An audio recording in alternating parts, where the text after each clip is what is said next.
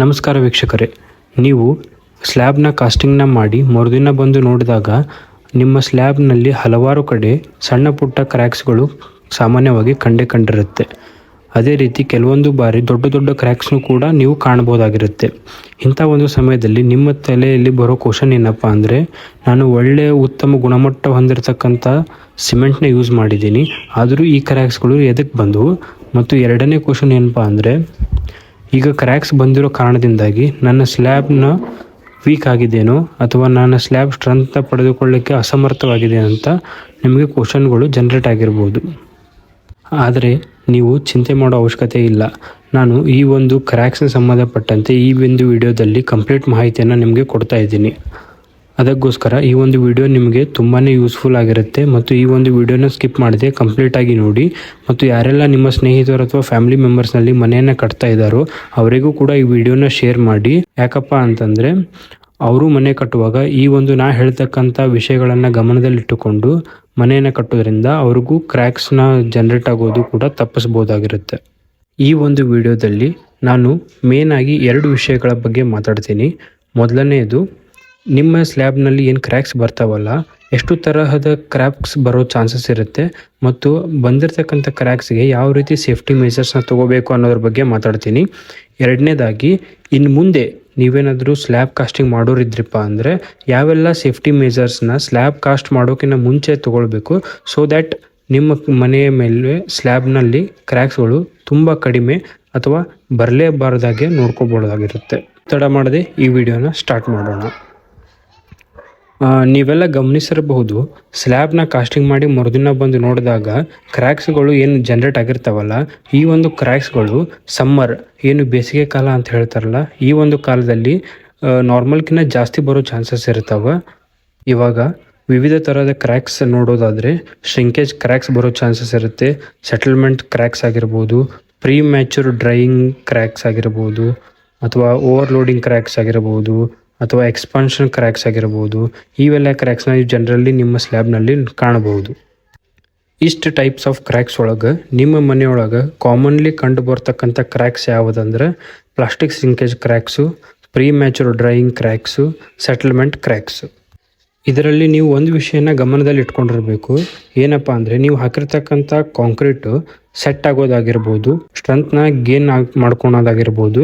ಈ ಒಂದು ಪ್ರೊಸೆಸ್ಸು ನಿಮ್ಮ ಕಾಂಕ್ರೀಟ್ನಲ್ಲಿ ಇರ್ತಕ್ಕಂಥ ಏನು ಸಿಮೆಂಟ್ ಇರುತ್ತಲ್ಲ ಅದರದ್ದು ಹೀಟ್ ಆಫ್ ಹೈಡ್ರೇಷನ್ ಮೇಲೆ ಡಿಪೆಂಡ್ ಆಗಿರುತ್ತೆ. ಯಾವಾಗ ನಿಮ್ಮ cement heat of hydration process ಒಳಗೆ ಫಾಲೋ ಆಗ್ತೈತಿ, ಆವಾಗ ಸಿಮೆಂಟ್ಲಿಂದ ಬಹಳಷ್ಟು ಹೀಟ್ ಪ್ರೊಡ್ಯೂಸ್ ಆಗಕ್ಕೆ ಚಾಲೂ ಆಗ್ತೈತಿ. ಯಾವಾಗ ಬೇಸಿಗೆಗಾಲ ಬರುತ್ತಲ್ಲ ಆ ಒಂದು ಟೈಮ್ನಾಗ ಈ ಒಂದು ಹೀಟ್ ಪ್ರೊಡ್ಯೂಸ್ ಆಗ್ತಕ್ಕಂಥ ಪ್ರೊಸೆಸ್ ಇನ್ನೂ ಜಾಸ್ತಿ ಆಗ್ತೈತಿ. ಅಂಥ ಸಂದರ್ಭದಾಗ ಬಹಳಷ್ಟು ಪ್ರಮಾಣದಾಗ ಏನು ವಾಟರ್ ರೇಷಿಯೋ ಮಿಕ್ಸ್ ಮಾಡಿರ್ತೀರಲ್ಲ, ಅವಾಗ ಅದರಲ್ಲಿ ವಾಟರ್ ಕಂಟೆಂಟ್ ಇವ್ಯಾಪ್ರೇಟ್ ಆಗೋ ಚಾನ್ಸಸ್ಸು ತುಂಬಾ ಇರ್ತೈತಿ. ಅದಕ್ಕೋಸ್ಕರ ನಿಮ್ಮ ಕಾಂಕ್ರೀಟ್ನಾಗ ಜಲ್ದಿ ಕ್ರ್ಯಾಕ್ಸ್ ಉಂಟಾಗ್ಬಿಡ್ತಾವೆ. ಇವಾಗ ಪ್ಲಾಸ್ಟಿಕ್ ಶ್ರಿಂಕೇಜ್ ಕ್ರ್ಯಾಕ್ಸ್ನಲ್ಲಿ ಏನಾಗುತ್ತೆ ಅಂತಂದರೆ, ಯಾವಾಗ ನಿಮ್ಮ ಕಾಂಕ್ರೀಟ್ನಿಂದ ಹೀಟ್ ಆಫ್ ಹೈಡ್ರೇಷನ್ ಜಾಸ್ತಿ ಆಗುತ್ತೆ ಮತ್ತು ಬಿಸಿಲಿನ ಶಾಖ ಆಗಿರ್ಬೋದು ಮತ್ತು ಬಿಸಿ ಗಾಳಿ ಬೀಸ್ತಕ್ಕಂಥ ಗಾಳಿ ಆಗಿರ್ಬೋದು, ಈ ಎಲ್ಲ ಕಾರಣಗಳಿಂದ ನಿಮ್ಮ ಕಾಂಕ್ರೀಟ್ನಲ್ಲಿರ್ತಕ್ಕಂಥ ವಾಟರ್ ಲಾಸ್ ಆಗಿಬಿಡುತ್ತೆ. ಆದ ಕಾರಣ ನಂತರ ಹೋಗಿ ಮೈನರ್ ಕ್ರ್ಯಾಕ್ಸ್ಗಳು ಸಡನ್ನಾಗಿ ಡೆವಲಪ್ ಆಗಿಬಿಡ್ತಾವೆ. ಇವಾಗ ನೀವು ಹೇಳ್ಬೋದು, ಕಾಂಕ್ರೀಟ್ ರೆಡಿ ಮಾಡುವಾಗ ನಾವು ಜಾಸ್ತಿ ನೀರು ಹಾಕಿಬಿಡೋಣ, ಸೊ ದ್ಯಾಟ್ ಬಿಸಿಲಿಂದ ಏನು ನೀರು ಆವಿ ಆಗಿರ್ತೈತಲ್ಲ ಅಟ್ಲೀಸ್ಟ್ ನಮ್ಮ ಕಾಂಕ್ರೀಟರು ಸ್ಟ್ರೆಂತ್ ಉಳಿತೈತಿ ಮತ್ತು ಕ್ರ್ಯಾಕ್ಸ್ ಬರೋದಿಲ್ಲ ಅಂತ. ಬಟ್ ಈ ಒಂದು ಕಾರಣದಿಂದ ಏನು ನೀವು ಜಾಸ್ತಿ ನೀರು ಹಾಕ್ತಿರಲ್ಲ, ಇದು ಮಾಡೋದು ತಪ್ಪು. ಯಾಕಂದರೆ ಇದರಿಂದ ನಿಮ್ಮದು ಫಸ್ಟ್ ಆಫ್ ಆಲ್ ಕಾಂಕ್ರೀಟ್ನ ಸ್ಟ್ರೆಂತ್ ಕಡಿಮೆ ಆಗುತ್ತೆ ಮತ್ತು ಎರಡನೇದಾಗಿ ಕಾಂಕ್ರೀಟ್ ಬಿಸಿಲಿಗೆ ಬಿದ್ದಾಗ ಶ್ರಿಂಕೇಜ್ ಆಗೋದ್ರಿಂದ ವಾಟರ್ ಲಾಸ್ ಆಗಿ ಏನು ನಿಮ್ಮ ಮೇಲ್ಗಡೆ ಸ್ಲರಿ ಇರುತ್ತಲ್ಲ ಅಲ್ಲೇ ನಿಮ್ಮದು ವಾಟರ್ ಇವ್ಯಾಪ್ರೇಟ್ ಆಗಿಬಿಟ್ಟು ಕ್ರ್ಯಾಕ್ಸ್ಗಳು ಉಂಟಾಗ್ತಾವೆ. ಅದಕ್ಕೋಸ್ಕರ ನೀವು ಎಷ್ಟು ಅವಶ್ಯಕತೆ ಇದೆಯೋ ಅಷ್ಟೇ ನೀರನ್ನು ಬಳಕೆ ಮಾಡಬೇಕು. ಫಾರ್ ಎಕ್ಸಾಂಪಲ್, ನೀವೇನಾದರೂ M20 ಗ್ರೇಡ್ ಮಿಕ್ಸ್ ರೇಷಿಯೋ ಇರ್ತಕ್ಕಂಥ ಕಾಂಕ್ರೀಟ್ನ ನಿಮ್ಮ ಸ್ಲ್ಯಾಬ್ಗೆ ಯೂಸ್ ಮಾಡ್ತಾ ಇದ್ದೀರಾ ಅಂತಂದರೆ ನೀವು ಅಪ್ರಾಕ್ಸಿಮೇಟ್ಲಿ 30 ಲೀಟರ್ ನೀರನ್ನು ಆ್ಯಡ್ ಮಾಡ್ಬೋದು. ಅದಕ್ಕಿಂತ ಹೆಚ್ಚುವರಿ ನೀರನ್ನು ಆ್ಯಡ್ ಮಾಡಲಿಕ್ಕೆ ಹೋಗಬೇಡಿ. ಯಾವ ರೀತಿ ನೀವು ಕಾಂಕ್ರೀಟ್ನ ಹಾಕೋಕಿನ ಮುಂಚೆ ಏನು ಹೋಪರ್ಗೆ ಕರಿ ಆಗಿರ್ಬೋದು, ಉಸುಗಾಗಿರ್ಬೋದು, ಸಿಮೆಂಟ್ ಆಗಿರ್ಬೋದು ಏನು ಆ್ಯಡ್ ಮಾಡೋದನ್ನು ಲಕ್ಷ್ಯ ಕೊಟ್ಟು ನೋಡ್ತಿರಲ್ಲ, ಇನ್ಮೇಲಿಂದ ನೀರನ್ನ ಹಾಕುವಾಗ ಕೂಡ ನೀವು ಗಮನದಲ್ಲಿ ಇಟ್ಕೊಂಡು ನೀರು ಹಾಕಿಸಿ. ಕೆಲವೊಂದು ಟೈಮು ಸೈಟಿಗೆ ಅನುಗುಣವಾಗಿ ಒಂದು ಸ್ವಲ್ಪ ಹೆಚ್ಚು ಕಮ್ಮಿ ನೀರನ್ನು ಆ್ಯಡ್ ಮಾಡ್ಬೋದು, ಆದರೆ ಬಹಳಷ್ಟು ಅವಶ್ಯಕತೆಗಿಂತ ನೀರನ್ನು ಹಾಕೋಕ್ಕೆ ಹೋಗಬೇಡಿ. ಇದರಿಂದ ನಿಮ್ಮ ಕ್ರ್ಯಾಕ್ಸ್ನೇ ನೀವೇ ಹೆಚ್ಚಿಗೆ ಮಾಡಿದಾಗುತ್ತೆ. ಇವಾಗ ಎರಡನೇ ಟೈಪ್ ಆಗಿರ್ತಕ್ಕಂಥ ಪ್ರೀ ಮ್ಯಾಚೂರ್ ಡ್ರೈಯಿಂಗ್ ಕ್ರ್ಯಾಕ್ ಬಗ್ಗೆ ಮಾತಾಡೋಣ. ಈ ಒಂದು ಕ್ರ್ಯಾಕ್ಸು ನಿಮ್ಮ ವಾಟರ್ ಕಂಟೆಂಟ್ ಏನಿದೆ ಅಲ್ಲ ಕಾಂಕ್ರೀಟ್ನಲ್ಲಿ, ಆ ಒಂದು ಸ್ಲರ್ರಿ ಮೇಲ್ಗಡೆ ಬಂದು ಸಡನ್ನಾಗಿ ಗಾಳಿ ಮತ್ತು ಬಿಸಿ ಹವಾಯಿಂದ ಆ ಒಂದು ಸ್ಲರ್ರಿ ಡ್ರೈ ಆಗಿ ಕ್ರ್ಯಾಕ್ಸ್ ಉಂಟಾಗ್ತವೆ. ಈ ಒಂದು ಕ್ರ್ಯಾಕ್ಸ್ ನೋಡೋಕೆ ಏನು ಗ್ಲಾಸಿನ ಚೂರು ಹೊಡೆದಾಗ ಏನು ಕ್ರ್ಯಾಕ್ಸ್ ಕಾಣ್ತೈತಲ್ಲ, ಅಥವಾ ಏನು ಜಡ್ರ ಬಳಿ ಇದೆಯಲ್ಲ, ಆ ರೀತಿ ಕ್ರ್ಯಾಕ್ಸ್ಗಳು ಇರ್ತಾವೆ. ಈ ಒಂದು ಕ್ರ್ಯಾಕ್ಸ್ ಭಾಳ ಸಣ್ಣ ಕ್ರ್ಯಾಕ್ಸ್ ಇರ್ತಾವೆ ಮತ್ತು ಜಾಸ್ತಿ ಡೀಪ್ ಆಗಿ ಏನು ಹೋಗಿರೋದಿಲ್ಲ.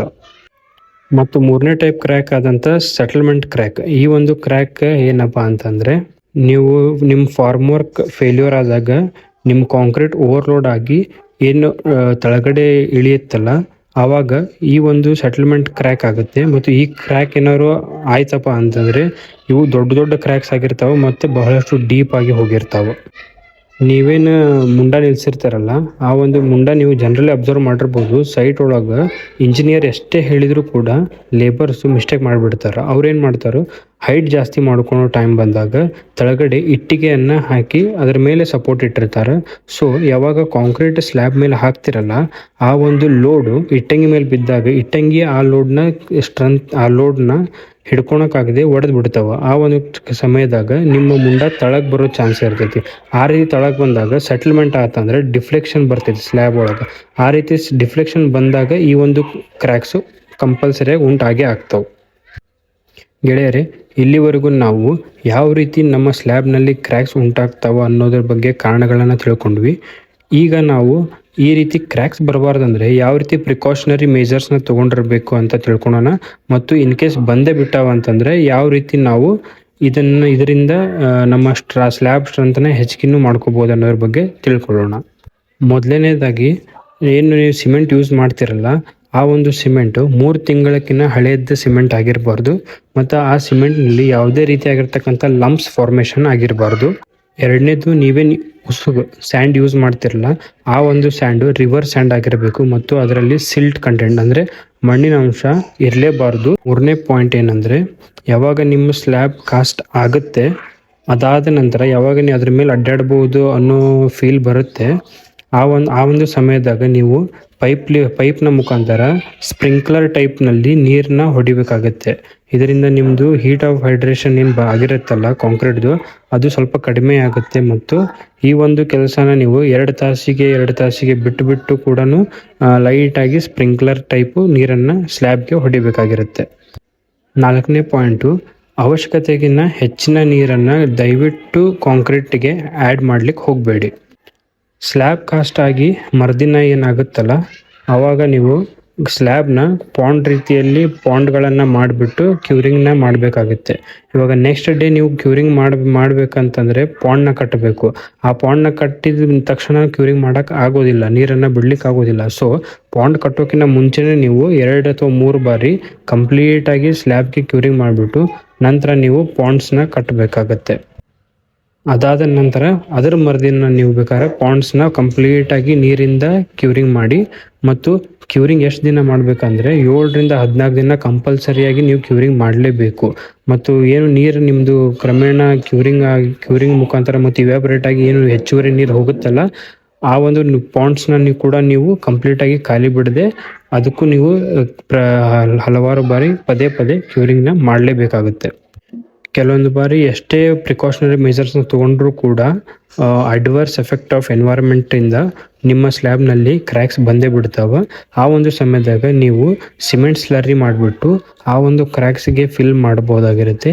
ಈ ರೀತಿ ಏನು ಬಂದಿರತಕ್ಕಂಥ ಕ್ರ್ಯಾಕ್ಸ್ ಇರ್ತಾವಲ್ಲ, ಅವನ್ನ ನೀವು ಮುಚ್ಬೋದಾಗಿರುತ್ತೆ. ಇದಿಷ್ಟು ಈ ವಿಡಿಯೋದಲ್ಲಿ ತಿಳಿಸಿರ್ತಕ್ಕಂಥ ಮಾಹಿತಿಯಾಗಿತ್ತು.